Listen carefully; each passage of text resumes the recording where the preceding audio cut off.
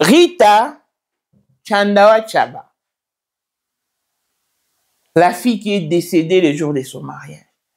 Est-ce que vous voyez que la personne qui a tué Rita, c'est son mari Mardoché? Rita était enceinte gemellaire de 5 mois. C'est-à-dire qu'elle avait les jumeaux, mais à l'insu de sa famille. Alors que moi, ça a bien été, elle ne se sentait pas bien. Durant l'officialisation du mariage civil. Tant que bazongi après mariage civil, Rita tenait na mobali ne Mardoché, na meilleur ami na ye.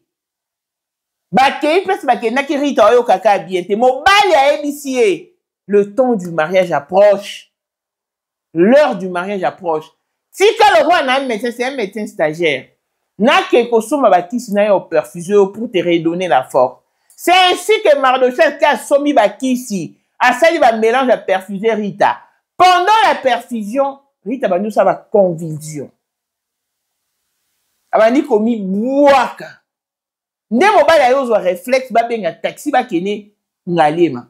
Ba kena Rita ngalema. Ngalema ba isi ba boyene bembi. Donc version o ba lo ba kenda kina akufa na hôpital c'est faux. Akufa ki nandaku ya mobali en présence de sa meilleure amie. Ngalema ba yo constater que Rita zaki na grossesse gemellaire il y a 5 mois. Donc à l'aide de sa Rita ba gagne. Imaginez que Rita na moi mobile na Mardoché va coûter une canne en 2025 à na février sur na mars. Donc maman balingani maman zena 5 mois. Abali Rita na précipitation. Ne va 5 à 2 super wax à quoi couper sa tête. Il y a possiblement pour tami balé à $35 $35. La famille voulait en faire un problème va ton sou va peki saki. Talara nenga bali Rita famille Rita ba ebi place moi mobile na vendre raté. Ba ebi ta adresse à famille na été. Rita est décédée vendredi. La famille a mis toute une semaine bakena matangati. Après une semaine, famille a Rita ba bing bon. Mais neni bino boya matangati mais bobala ki Rita. Ote toza na réunion dimanche toya après toya sabino jour toya. Ba yo ke sou dimanche te ba yo ke samedi. Ouais Mardoché, oh Mardoché ne s'est pas encore remis de son choc. Ah comment ça? Les grands frères Rita, bien aux en a choc ndeni c'est alors que c'est lui qui a tué Rita. Oh comment ça? Est-ce que Bino Bobi qui Rita Zaki n'a 5 mois, il m'a pas ça. Oh t'es. Est-ce que Bino Bobi que moi na Bino m'takende na formation sur mbaki ça ya sangi sa Rita. Nande Rita kufi ti azolo la Rita na ndaku na ye. Ba ke Rita Zaki déjà bébé. Famille bakamwe. Mais dans tout ça famille Rita ba ebi adresse ya moi mobali wanati. Mambo nyo sur les réseaux sociaux. C'est pas ça. C'est pas ça la vérité. Ba fille fais très attention. Comment est-ce que tu peux t'engager avec une personne que tu ne maîtrises pas? Tu croises quelqu'un sur les réseaux sociaux. À la première rencontre, pouf, il t'écrase. Il te dit directement. Non, le parent, vos enfants restent vos enfants, peu importe leur engagement conjugal. Et un œil sur eux. Mardoché, toi, on doit te poursuivre. Parce qu'il est strictement interdit dans la déontologie médicale que médecin traite son être cher. Mais comment tu t'es permis de perfider Rita? Même Nangale Mabakamwe, alors qu'il n'est qu'un stagiaire, il est venu de Mbujima, il y a dans la Kinshasa. A outi Mbujima, il y a sa stage na Kinshasa, n'est pas pas coûter na Rita. Donc, 6 ou 7 mois suffit pour réduire Rita au néant. Waouh! La vie ne tient qu'à un fils. Faites très attention. Le mariage n'est pas le fait de mettre la robe blanche ou de passer la bague au doigt. Le mariage, c'est une autre réalité. Mardoché, tu seras poursuivi. Que tu le veilles ou non. On ne va pas te... Tu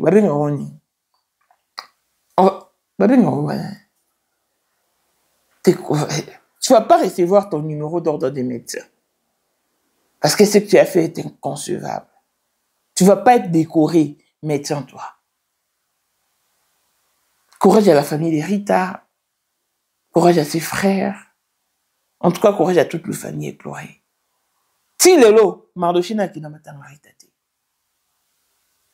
Colonne des spécial, la blessing moi de fille à papa. veut dire Niort sur la papa et tout ce qui est à papa est à elle. Paul Moindre, autrement du Porsche Cayenne, new modèle, chanteur Android.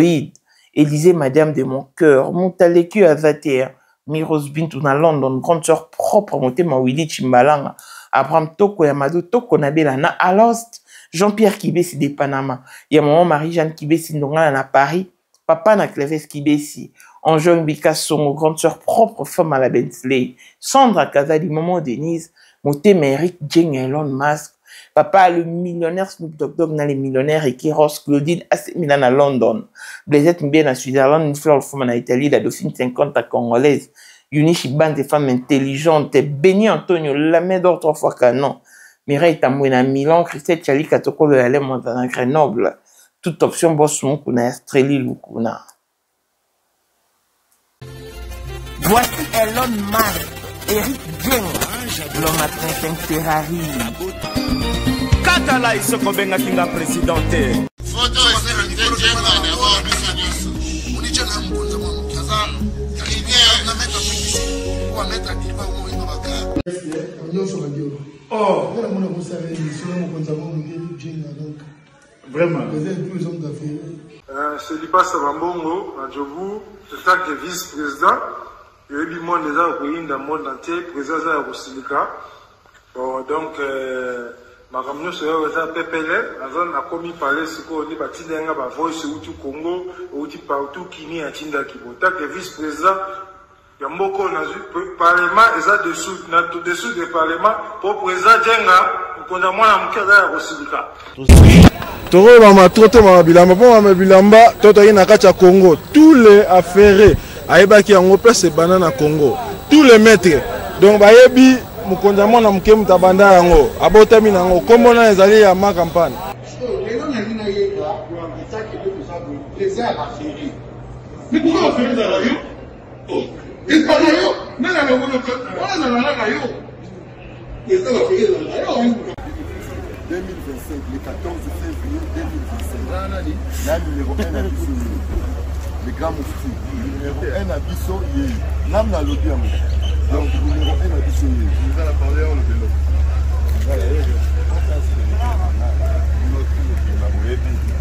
Numéro 1 à Bissau, il faut le bien. C'est là, on peut savoir où il est. Ouais. 30 ans d'expérience. Président. Basi na biso nyonso bayebi ke mama Sandra za danger mutu eza nango ya prouver na mutu te eza ngo ba journaliste ba beta liso nango te. Sandra Kazadi, Queen Mada, motema ya King Salomon, konza mwana mukeri Jeng. Père, on a toujours na ebisaka o. Yo za to so ka o barati. Parce que biso to za ba témoin. Biso to kopa mo bino de boyina ngo bana biso. Yo za koko père maman tala. Na soirée à lelo ezaka eloko liboso tokumisi nzambe ala oya sangisi biso awa na nzela ya mokonza mboka président ya ba coopération nyonso ya mokiliase donc oyo toza nango eza domaine oyo ya lijenge moto aya na baton oyo ekata mai epesa lelo bato tu ya lobeka bazwa image oyo ndenge bakoma nango lelo eza lijenge. Non, présence là, il faut mon la fona ça peut qui mega. Dans la génération numéro 1. Tous à la Sam Zemanga. Amai Bombito, Tony, génération 1. Bazala na l'histoire. Tant qui mega zo bunda, azo fo, azo sabato abi na sa millionnaire na mboko yemeka pongo na zala.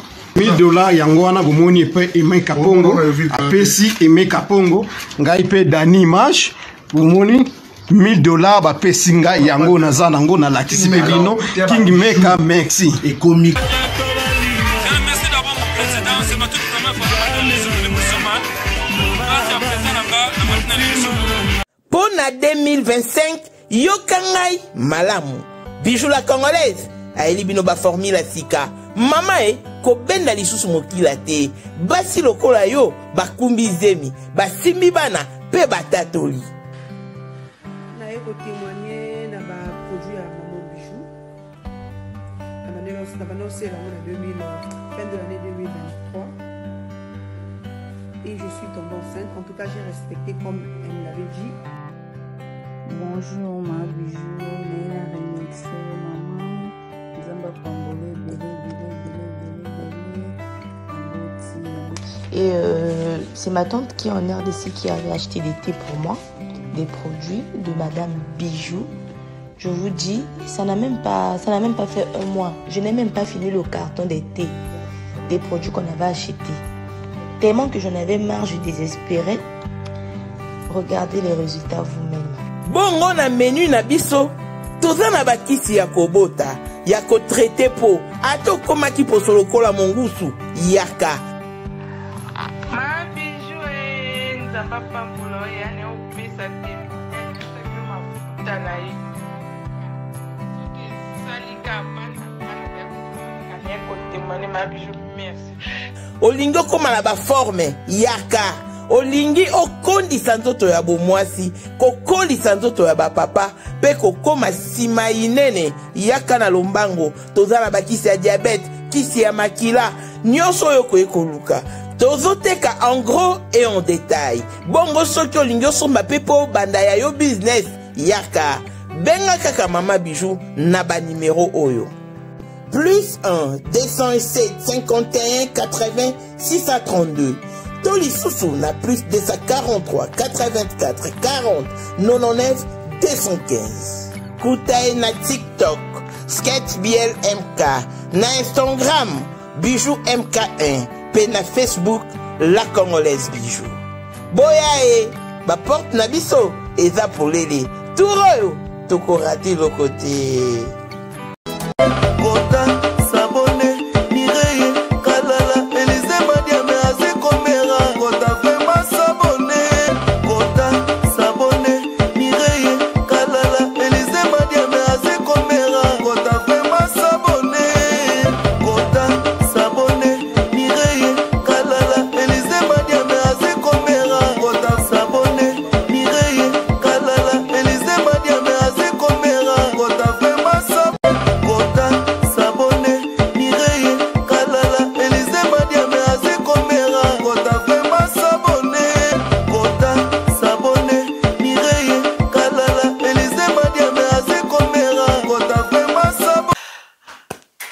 Heureuse de vous savoir si nombreux connectés sur Maman International TV Show, votre chaîne d'actualité de l'information et de l'émotion. Voilà que l'émotion nous retient encore dans le sujet de notre sœur Rita Chandawa Chaba qui a tiré révérence le jour de son mariage. Après plusieurs spéculations, suspicions et rumeurs, voici enfin la vraie version, la version authentique. Sincèrement, la famille est pessi-passi. Ça me fait très mal à l'idée de savoir que le mariage est devenu une occasion par laquelle les gens meurent sans embâche. Rita, que vous voyez, est une orpheline de père et de mère. Elle est issue d'une famille de 4 enfants, dont 3 garçons et une fille. Et c'était la Benjamin de la famille. Ces 2 frères habitent le Canada. Celui qui vient avant Rita, c'est Jean-Pi. Et c'est lui qui est actuellement à Kinshasa. Il est venu du Canada pour assister au mariage de sa sœur. Et pour la ramener également au Canada. Parce que Rita habite chez son grand frère aîné, qui répond au nom de Guigui. Le papa de Rita était un haut cadre à la DGDR. Et quand il est décédé, puisque son fils aîné venait de terminer ses études universitaires, voilà pourquoi il a remplacé son père. Et il est aussi très bien assis à Kinshasa. Il habite les Massalongo, là où se tient le deuil de Rita Tchandawa Tchaba. Il s'organisait de faire une surprise à leur sœur. C'est comme ça que ils ont trouvé les visas pour Rita. Donc, elle devait se rendre au Canada.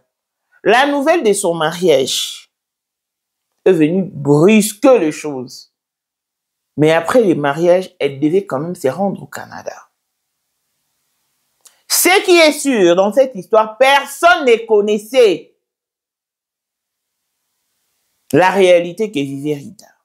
Elle était enceinte gémellaire de 5 mois. C'est-à-dire, elle était grosse. La grossesse, là, avait des jumeaux. Et la grossesse était de 5 mois.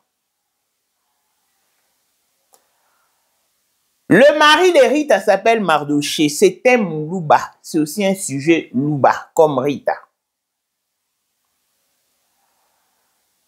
Il y a 1 mois que Rita est allée annoncer à sa famille qu'elle a rencontré quelqu'un.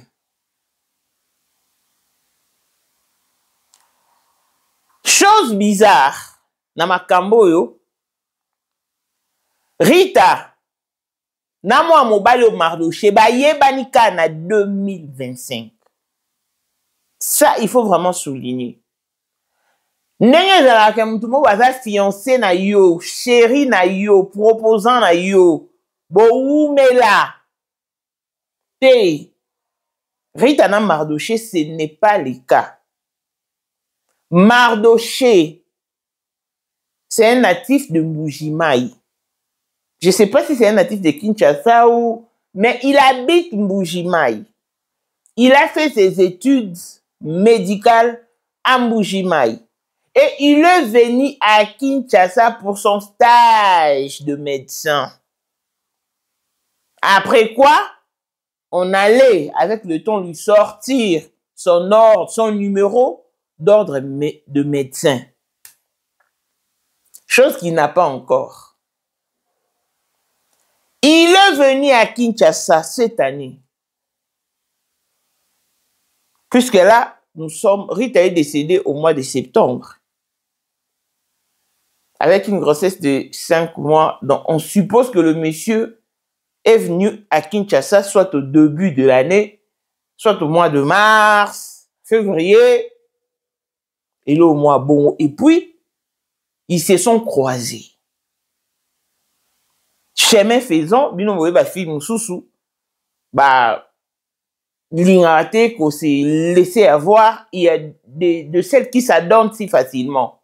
Et Rita s'est vraiment donnée entièrement à Mardoché. Elle est tombée enceinte. Personne dans sa famille n'était au courant de sa grossesse. Donc, tout mon côté, je dis à Ebek Rita Anazim. Zémi comme un 5 mois. Avant, n'est pas grand frère. N'était pas grand frère, n'est propre. Papa, mon maman, mon corps. Guigui. Aïe, habite que Rita Anazim. Bien qu'à faire nanda. Moi, si à grand frère naïe. Aïe, habite que Rita Anazim. Mais bavant naïe. Il y a 5 mois, quand même, Zémi 5 mois. Ils ont Zémi. Rita qui s'en va annoncer à sa famille que j'ai rencontré un homme, il va venir se présenter.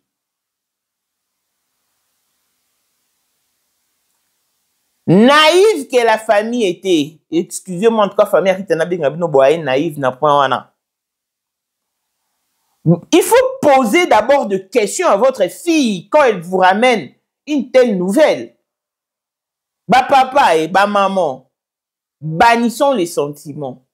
Quand les enfants nous ramènent leur âme sœur, Posons-leur des questions suffisantes sur le personne en question.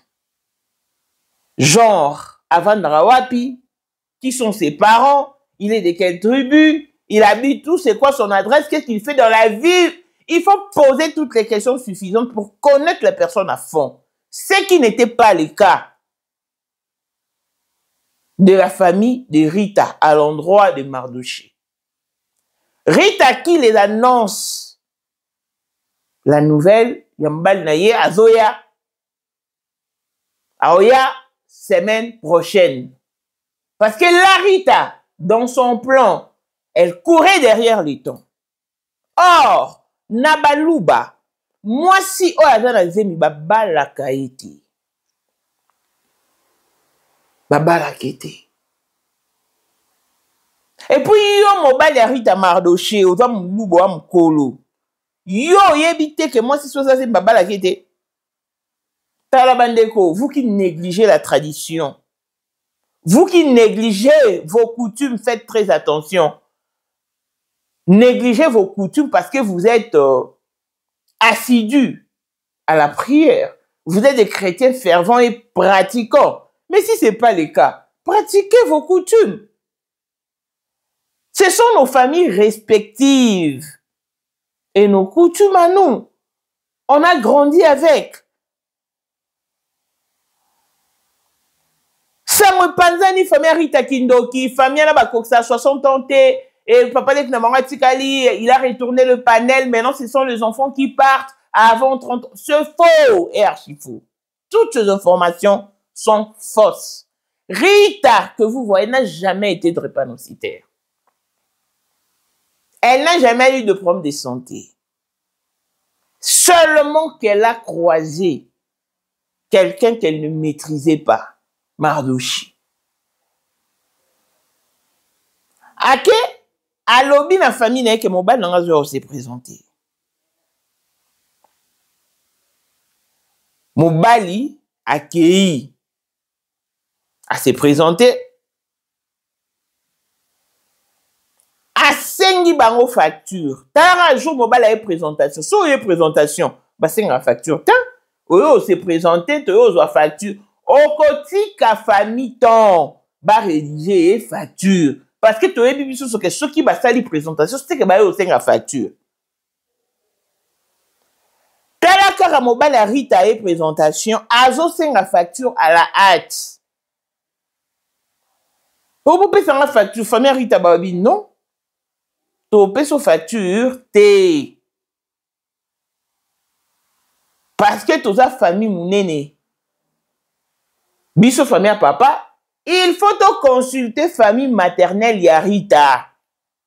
Baye bisa biso biloko ope bango bako senga.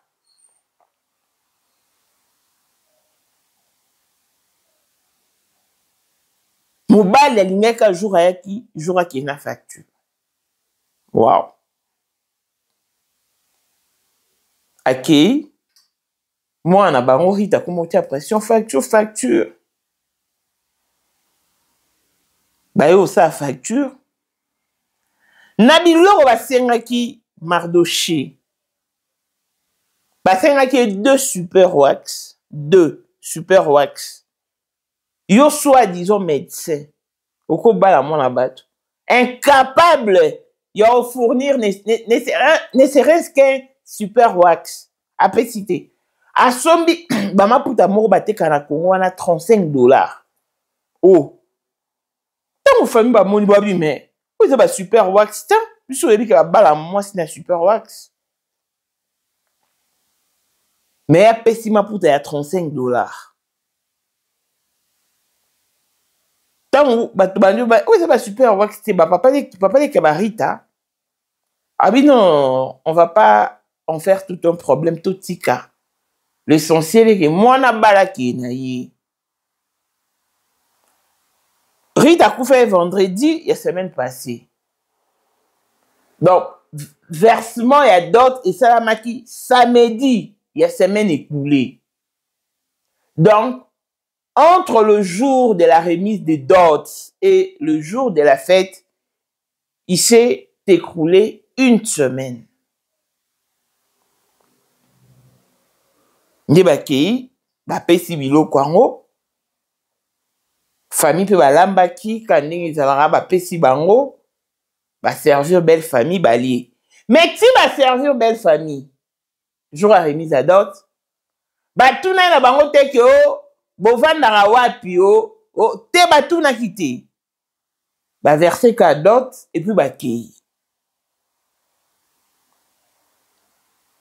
Arrivé maintenant le vendredi, jour ya fête. Déjà, je sais pas trop, mais nayebi ke za basi mususu bazala mikie bazemi pe mona na raté au sutura. Mais ce que j'aurais appris que Rita Lata qui gagne. Et souvent, Azaki faut fournir des efforts pour ne pas faire voir qu'elle était grosse auprès de son frère. Babi gagne wana ceux qui ont demandé quoi étouffer zemi 5 mois na yo maman. Pour famille à Rita, ceux qui baïba que Rita Azaki na zemi balinga bandima obali c'était pour na balube ça la maraté. Na ebi lidi mbiye tant azora zemi mobala kina babala raiti baboyara pasteur mbiya boyara donc na baluba babalisa moi sina zemi te Gaga avec Azali et akozalaka kaka Poyende number 1 mwana liboso nzambe na matière akosalisa awa esengi ozwa penza papier ovanda na kiti pe oyoka malamu. Sais-tu qu'il y a une solution à tout problème? Kosukola kati ya mwasi kolongola myome na fibrome kokumba zeni pe kobota yango nde spécialité na biso bongo kosukola kati ya papa ko elimine matako ekufa kokolisa nzoto ya papa pe kopesa ye bopikiliki bwa bokundu bwa nzoto wana pe ya biso pona loposo na yo kovandisa bonzenga na yo toza na sekele bongo pona autisme diabète hypertension to hypotension toza na sekele bakisi na biso oyo esalami na Allemagne pe Londres bakisi oyo esalami na mboka mondele sont mis à votre disposition. Yonde, zo téléphone pe benga biso. Papa ozoko koboti sa moi cité. Posta nzoto sila yo ki mobali était marate. Awa, bo pikiliki na yo e kozonga. Maman, au côté ménopause, makila e katana, règle abondante, to okoma frigide. Yeka tozana sekele. Nyoso awa, e koma réactiver o. Yo mutozana ba trouble. Dépression, insomnie. Solution na yo ezali. Benga biso na plus 44 74 05 65 35 48. Gasker, les soirs des désespérés. Na seki pour solution na yo ezali. Mobala Roya a se présenter. Ba ogangele ba oloba ba osilika. Après qui soy mwana boti nda yo bala ezaka bongo na baluba bandeko babali Rita ba percevoir d'autres bakene ko bala et papa pale ki na bango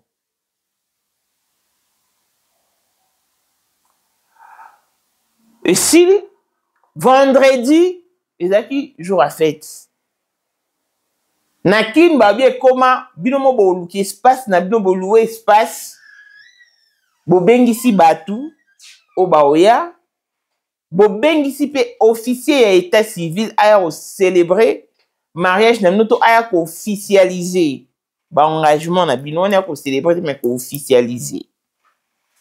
C'est ainsi que babengisaki officier ya l'état civil ayaki a officialisé qui ba engagement là bas. Mais soudainement na fête ba monnaie que Rita allait bien te. Son frère qui est venu du Canada na tchela no poste na ye. Azo tout na Rita ça va? Est-ce que ça va? En tout cas Rita za lo baté adaki bien te. Ça se voyait à l'œil nu. Bon, ça a été que du moment où la dot a été versée, Rita appartenait déjà à son mari. Donc, il avait maintenant le plaindre sur Rita. Il y a un moment, tant beaucoup de mibali, beaucoup na la volonté de Nzambe. Mobali oyo yebi te po yo lo balanga te ke oyebi mutu bokutani na eka na 2025. Maman ko bima, maman ko zoazemi. Maman mamba libala, maman liwala. Toute la vie de Rita se clôture en 2025. N'est-ce pas? Il y a 6 mois. 7 mois, beaucoup de gens ont achevé. Parce que cette vérité ne se dit pas sur la toile. Maintenant, la responsabilité est rejetée. Parce que ça n'incombe même pas. C'est la famille de Rita qui est impliquée. Et dans la sorcellerie, et dans la magouille, et la magie, et dans je ne sais pas moi. Et cette famille est accusée de tout le monde. Basali va officialiser mariage civil. Baloué est déjà sale pour la célébration si il y a mariage coutumier. On a tout na tuni bango. Si quoi mon bal avant na mbouji, mais c'était quoi le plan? Après mariage, balinga ba ke vana na mbouji mai parce que mon bal ya yeka na kin pour ça la stage. Après stage à ozonga na mbouji mai.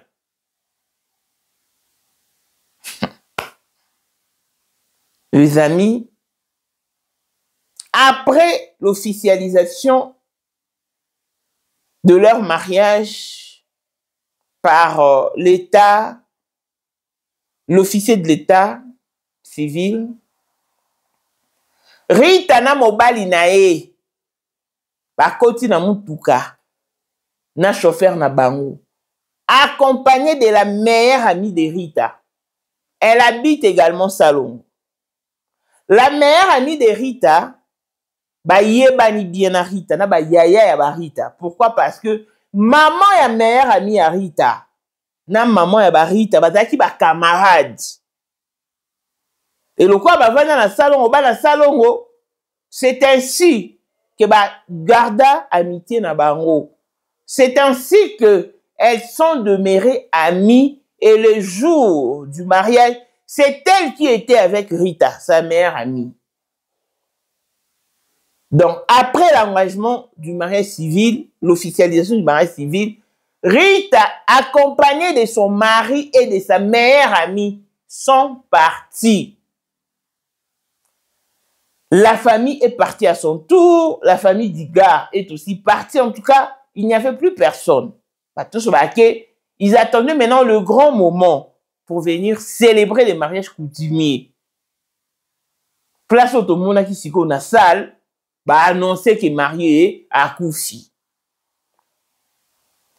Bakei, ceux qui paient la famille à Mobali, ceux qui paient pas Mobali, soit à Zwanda tout ça je sais pas, ceux qui paient dans hôtel, moi je sais pas, bah daki ba on misato. Tant ba komi kuna Rita zaki ko ka bienti. Batouniye, Mobali abisi ah Rita. L'heure de la célébration approche. Toi, tu ne te sens pas bien. Skoto sa ndenge nini. Pona Rita, azaki atana makasi yoke mariage na yeti. Pour elle, elle devait rester. Ou elle devait être accompagnée à l'hôpital.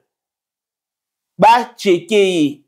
Mais Mobali nae oaza médecin stagiaire. Il s'est permis à l'insu de la famille de Rita. Elle dit, Rita, je vais te perfuser. Vu que tu es faible, n'a perfusé yo, question de redonner la force. Parce que tu es dit que perfusé, puis ça m'a cassé. Mon cause à faible, na qui n'est pas bon, on faible, auto lemba, ça va être perfusion. Obiki te modi makasi. Ndebo Mobali ya Rita, Mardoché. abimi akasombi ba produit oyo ye moko ayebi o famille Rita ba yebi te o meilleur ami à Rita yebi te parce que Rita aussi était médecin mais mon bal nazaki médecin stagiaire nayebi te médecin ya Rita eza infirmière auto penza médecin parce que médecin tombe au sein la serment d'Hippocrate ben ça abino que un médecin ne peut jamais soigner son être cher. Ça fait partie du serment d'Hippocrate. Mobala Rita akeya sombi bakisi. Kake pa na ye na ndaku. Il a assemblé le produit, les médicaments, pas abani ko perfuser Rita. Tant abani perfusion, c'est alors que les choses étaient devenues compliquées. Rita komi ko convulsé, a komi komi boaka, komi ko sa penda ba signe moko pas normaux. Camarade à Rita, meilleure amie, a joué réflexe, heureusement. A bimi si téléphone et a bandi ko filmer. A bandi ko filmer. A filmer scène wana, ne mobile ya tcheki bakisi, nenga Rita, nenga Rita bandi ko convicte, bandi ko mibwaka. La situation est devenue précaire. Très délicate alors. C'est alors que le mari a eu ben à voiture, ce qui chauffeur, a même bango l'hôpital. Bake ngalema. Na ngalema bakei, Rita, mobali ne Mardoché, na meilleur ami nae. Parce que ma ramo nyonso no sabino, et outi est pas meilleur ami. Si qu'on peut meilleur ami a opé sa suite à komi kobanga, elles se sont peut-être en insécurité. Famille ba ebe na bango elokoti. Ba komi nangaliema. Na Rita, nangaliema ba ebisi bango boye na ebembe. Donc, si mobile a oloba a koufela un hôpital, c'est faux et archi faux. C'est les communiqués, les rapports officiels de la clinique Ngaliema.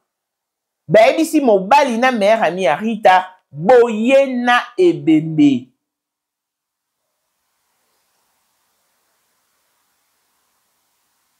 Comme une blague. Mère ami à Rita, a eu téléphone, a bengi grand frère ya Rita, Gigi. Tozana Rita Nangalema. N'avait pas annoncé qu'il m'a montré à Tika qui a redécouvrir sur place. Et son grand frère qui se précipite vers la clinique Ngalema. Ako makuna. Ben si bon boyene bembe. Mobali na camarade na bango mibale bayene bembe. Donc qu'il ne repose pas la responsabilité sur nous que oh biso nde to bomi te biso to traité te bango bayena déjà ya kokufa. Bah, ce n'est pas possible. Bata la boé, Rita. Nazem il y a 5 mois, une grossesse gemellaire. Dans la zone bana ma passe en alibou. C'est ça les rapports officiels de la clinique Ngalema. Mais c'était quand même extravagant, extraordinaire.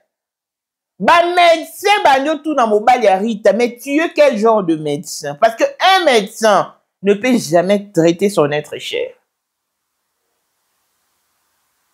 C'est exclu de la déontologie médicale. Et puis, yo médecin, au sa stage pour un médecin, pour joie, numéro d'ordre ya ba médecin. Ozo se permettre qu'on perfuse moi si. Oh, il y a 5 mois. Nandaku. Est-ce que Zaraka? mobali ya Rita akomi kobeta beta misu nde grand frère ya Rita aye kobenga sikoyo Jean-Pi oyo awuti Canada oyo ayaki na visa ya Rita ayebisi mon frère nous avons un problème viens vite à la clinique Ngalema parce qu'il ne pouvait pas le lui annoncer au téléphone. C'est alors que Jean-Pi a accouru à l'hôpital Ngalema. A commis Kounaïbissé. Rita est décédée. Rita est décédée. C'était surprenant. Et non, les qu'elle a montré sur Rita Koufindeni. Oh. Oh, son mari a. Ah! Batou dans mobile. Mobile a obéta beta musika le roi Ndoki. A autre locasko a koi bakangi.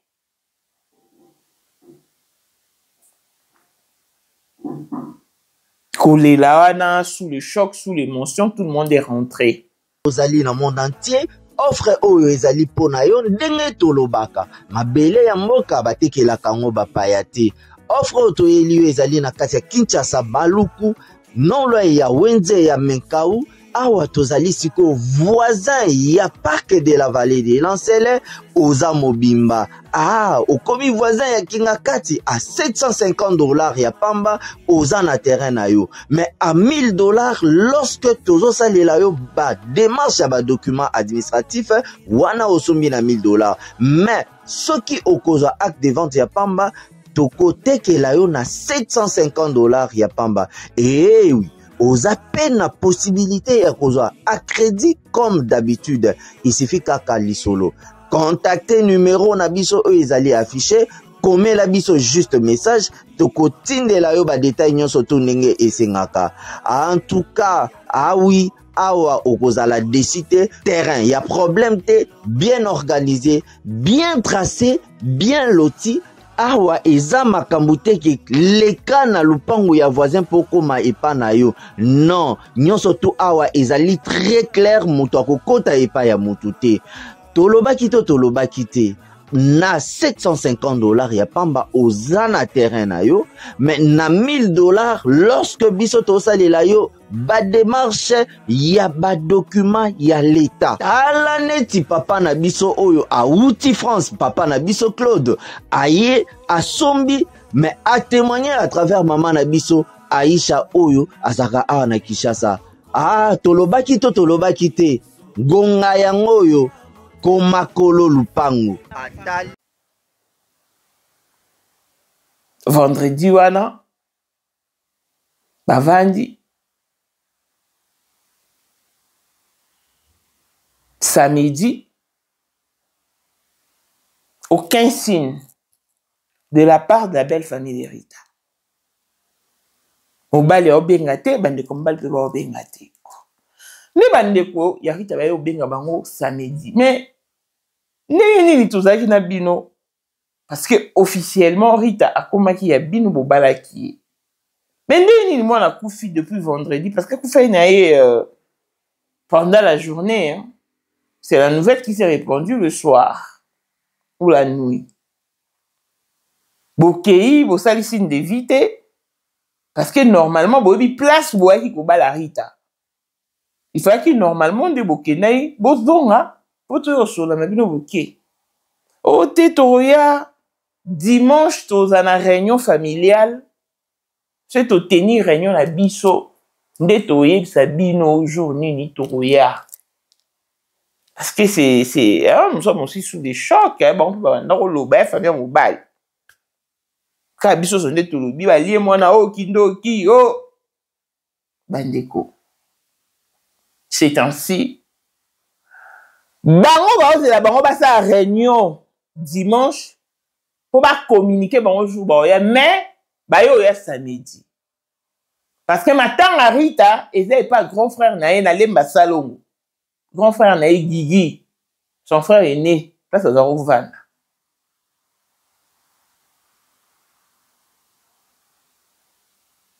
Bakekuna. Oh, famille mobile babandi, oh, nous sommes très déçus de vous, de Nini, Bolé, Moana. Grand frère Arita, Siliki, Bané, Balé, Moana. Bolé, pour quelle raison? est-ce que bino boyebi ma mwana bino asali nde famille bafungoli munoko mwana so asali nini déjà mwana bino bakutani na Rita ka année au 2025 Rita azalaki na zemi ya 5 mois bino boya baluba ndenge nini boyebi culture pe tradition luba ndenge fonctionnera mais bon se permettre quand même boya obala mwana na biso avec précipitation famille ya Mardoché bafungoli munoko bakama babi biso toyebi te ke Rita azalaki na zemi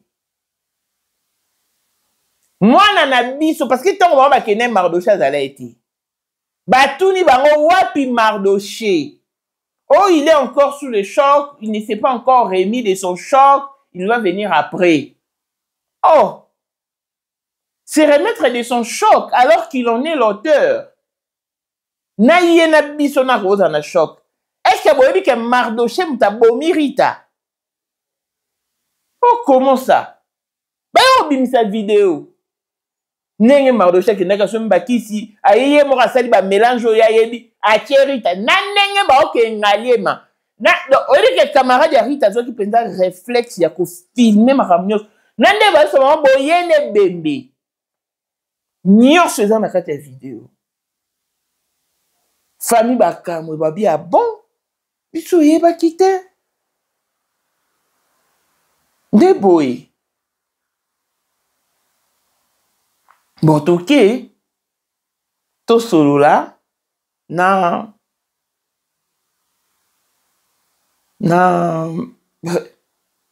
parce que basalaki Rita kufaki vendredi semaine oyo bakendaki te samedi dimanche lundi mardi tinde bayo obenga bango babi te toza na réunion ni po toya donc samedi oyo naloba bakendaki ezalaki samedi passé oyo ya semaine oyo toza oyo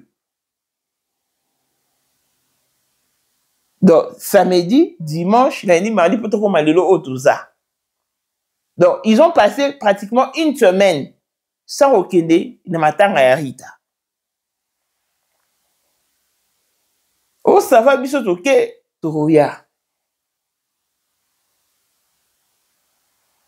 famille ya Rita batikali babi bon bato ebele bapesi bango mpe conseil babi bokotika faire oyo boye te mwa mobali ofo botraduire na justice bato mosusu mpe kaka nde bazala na baconseil babi o te ata botraduire na justice si botraduire na justice l'État va séquestrer les corps dans l'entretemps vous allez faire des dépenses énormes boyebi kaka bokunda nanu Rita bango mpe basalaki déjà programme na bango oyo eza bien établi na bacoût de dépenses parce que bango babi bakoki kotalela famille ya Mardoché te déjà na mbongo ya libala place ya super wax bango bayaki na maputa $35 bakotalela famille wana te au risque d'être dessus babo bazala dessus donc basalaki calcul na bango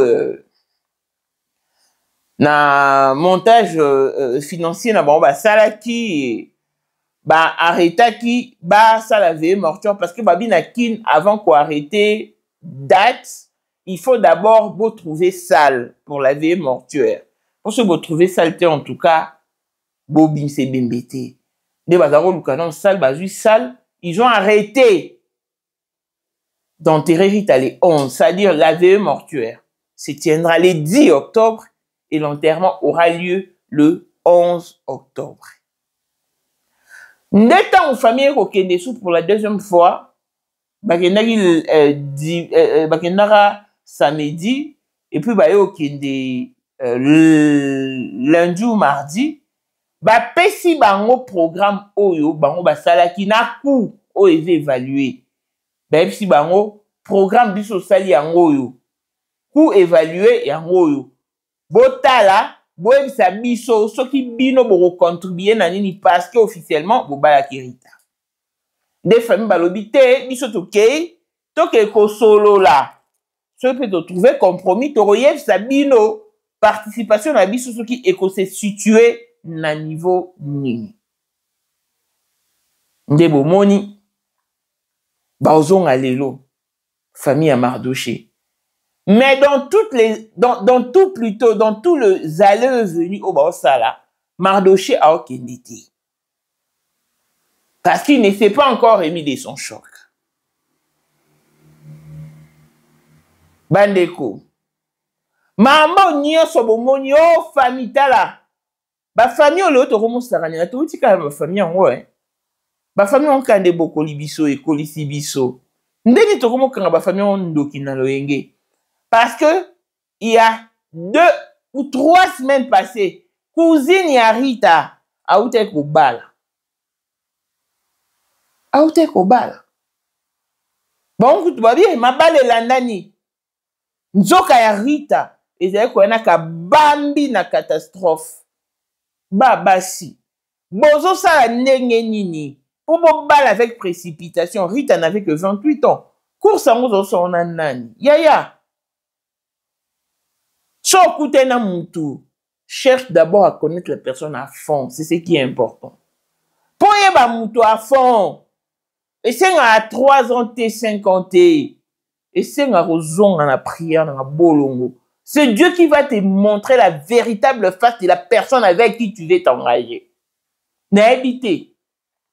Si faut te le banamnoni. Pour battre belé babala.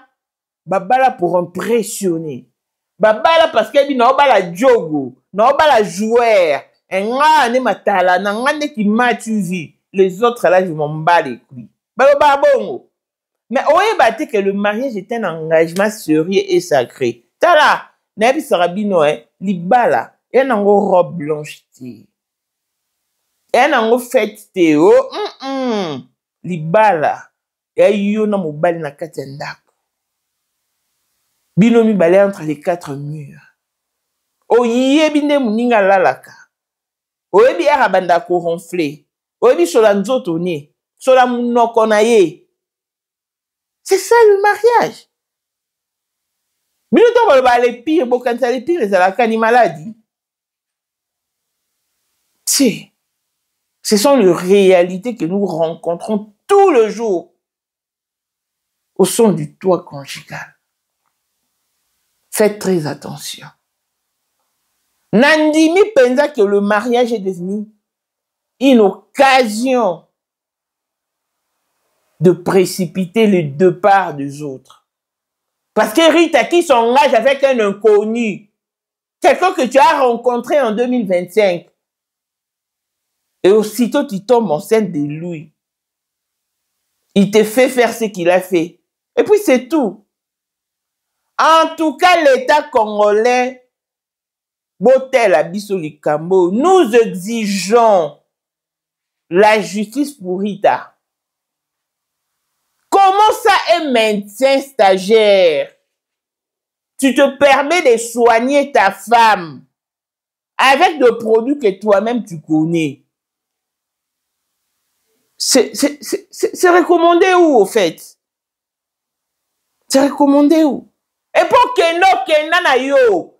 Et puis nenge tozabo, cette famille à Rita, famille à Mardoché, bah oui ok matang à Rita te, famille ya Mardoché, bah oui ok matang à Rita te, famille à Rita bah on a place à Hollande la bangote. Poti sikoyo, bah ebi adresse na bangote. Bah ebi place ba bimé la raté ne bah yé la raté, bah yé la bora na le pont de bah yé les banques à jouer à versement d'autres. Bah ebi adresse na bangote.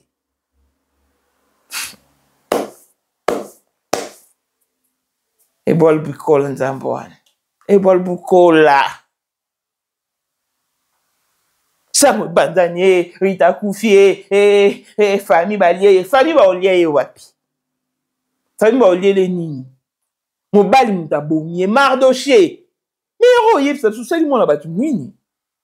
Si qu'on est ba salir famille o, ba ternir image ya famille o. You voyez no kimia. En tout cas, l'État congolais, si vous vous préparez de remettre le numéro d'ordre médecin à Mardoché, revoyez vos décisions, parce que ça, c'est pas un médecin. Un médecin qui se permet de perfuser son épouse à l'insu de sa famille, sachant très bien qu'elle a une grossesse j'aimais l'air. Sincèrement. On est où là? Neboye, ba tchaki pe maman Rita na morgue ya Ngalema. Ne ba tchaki na morgue ya Ngalema. Donc sinon, la famille n'y est pour rien. Tant que yo mobile oza quand même dans mon abattu, et que tu vois que il y a pas d'évolution. On nous sani, on nous met à l'hôpital. Pendant tout ce temps, on a un mariage civil. Le premier réflexe, et nous avons un hôpital. Mais au hôpital, au 20 mois, non, tu dois être là parce que le temps approche. Ah! On a fait son perfusion. Et Rita s'est laissé faire. Donc, Rita Kousti n'a nakou ya Mardoché. Mais là, on montre qu'elle va te bêler, bah, on sait l'émission, bah, comment on belle n'était. Comment on belle n'est Mardoché.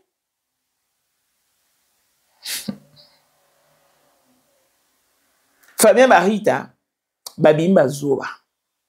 Babim pia ba naïf, ba kizengi. Bobali sa mwana boyebi mobalite.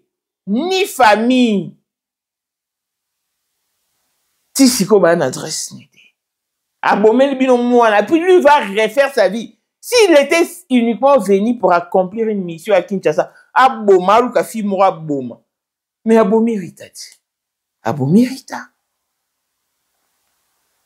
Donc, pour la bâton sur le Rita Zaki drépanocytaire, et Rita, non, elle n'a jamais été drépanocytaire, elle n'a jamais eu des soucis sanitaires, elle n'a jamais eu quoi que ce soit. En termes d'inquiétude sanitaire, non. C'est son mari qui a causé ce drame. Voilà un peu la famille. Famille Rita, nous vous interpellons. Traduisez le mari de Rita en justice. Si pas en justice, poursuivez-les au barreau des médecins. En tout cas, il doit se revoir. Et on doit également le revoir parce que c'est pas juste. Ngalema va poser ma question. Qui t'a instruit de perfuser l'enfant d'autrui? Tu l'as épousé, certes. À moindre prix, oui. Ils auront un mariage. Mais elle ne t'appartenait pas. Tu as ôté la vie de l'enfant d'autrui.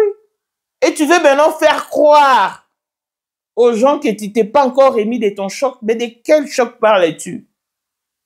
Parce que celui qui était réellement sous le choc allait conduire son âme sœur à l'hôpital. Maintenant, voilà ce que tu as foutu. Et tu veux que les langues se taisent. Non. Les langues vont se déplier à ton endroit jusqu'à ce que justice soit faite. Courage aux familles éplorées. Courage à Jean-Pi, le frère de... Maintenant, l'ami de Rita, camarade d'intime. Puisque Baébani, des familles, si on va déléguer Jean-Pi, parce qu'on a besoin d'elle pour qu'elle nous fournisse des explications de plus en détail. Il faut Jean-Pierre Kenneth, parce que déjà Kendaki. On ne se marie jamais à un inconnu ou à une personne qu'on ne maîtrise pas, surtout pas à quelqu'un qu'on a rencontré comme ça. Te belé beaucoup dans les réseaux sociaux. Beaucoup dans la première. Bon, on a monté 5 000 en Afrique du Sud. Parce qu'on a dans les réseaux sociaux. Premier jour que beaucoup dans la part, moi ça couffe. Mon bas la timo et du boulot. T'as là, réalité ça la moukili yo. Bon permettre tes bannes no ba na d'étranger. Bon permettre tes bannes no ba tissera ba relation na bateau ba okuta na ba réseaux sociaux. Moi si on a une très belle fille à couter na réseaux sociaux ba sola.